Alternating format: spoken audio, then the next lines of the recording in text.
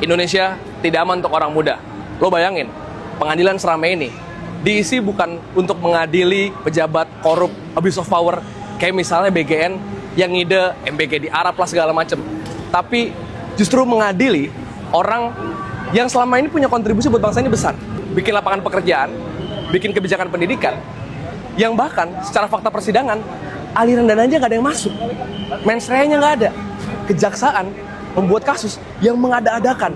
Itulah gambaran hukum di Republik kita hari ini. Sekali gue pengen ngingetin, Nadiem Makarim cuma satu dari banyak sekali korban kriminalisasi oleh negara.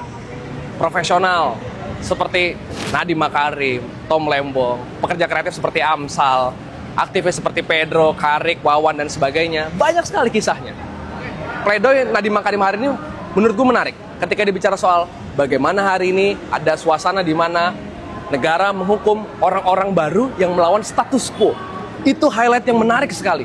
Karena hari ini ketika kita melawan status quo, kita lagi pengen bilang yang buruk sama yang muda kita kritisi karena kita cinta Republik ini.